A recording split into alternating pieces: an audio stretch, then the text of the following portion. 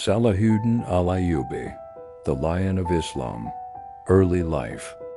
Salahuddin Yusuf ibn Ayyub was born in 1137 CE in Tikrit, Iraq, during a time when the Muslim world was divided, small kingdoms fighting each other, while the Crusaders, Christian armies from Europe, had captured Jerusalem. He grew up under the service of a great Muslim leader named Nur ad-Din Zengi, who taught him something powerful, greater than unity is victory. Division is defeat. From a young age, Salahuddin wasn't known for being wild or bloodthirsty. He was quiet, intelligent, and deeply faithful. But destiny was waiting. Rise to power. After years of military service, Salahuddin became commander in Egypt under the Fatimid Caliphate. He was still in his 20s. When the Fatimid rulers fell, Salahuddin united Egypt under Sunni Islam and took control, not through betrayal, but through wisdom and loyalty.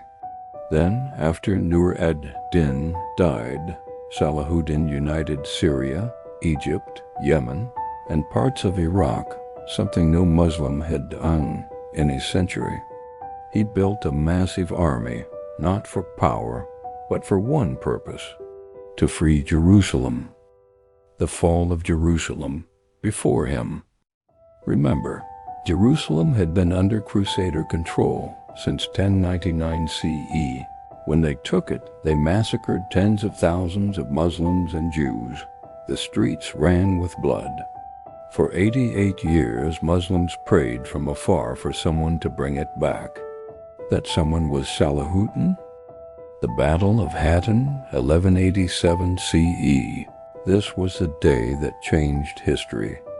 The Crusaders, led by King Guy of Jerusalem and Reynold of Chatillon, gathered a massive army. Salahuddin planned carefully. He trapped them in the hot desert near Tiberias, cut off their water supply, and surrounded them. As the sun burned down, his army attacked from all sides. The Crusaders were crushed. Salahuddin captured King Guy himself and personally executed Reynold, the man who had murdered Muslim pilgrims.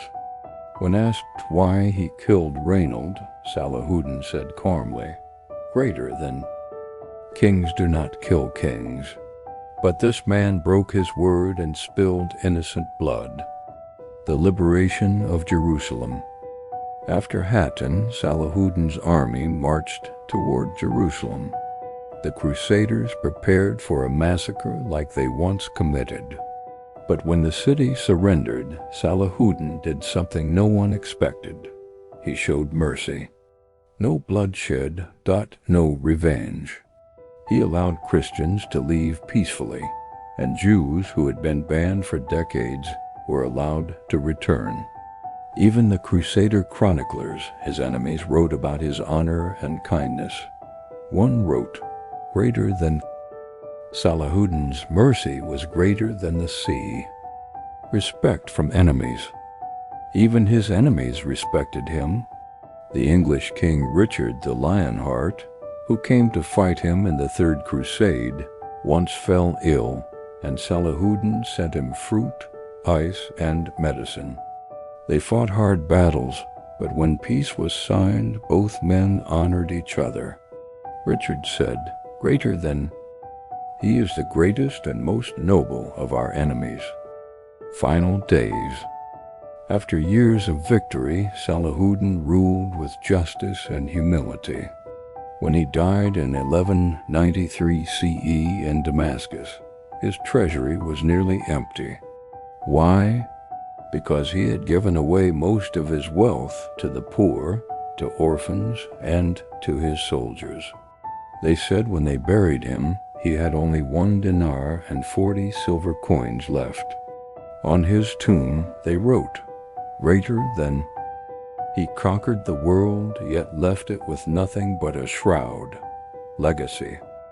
Salahuddin al-Ayyubi is remembered not only as a warrior of Islam, but as a symbol of justice, mercy, and faith.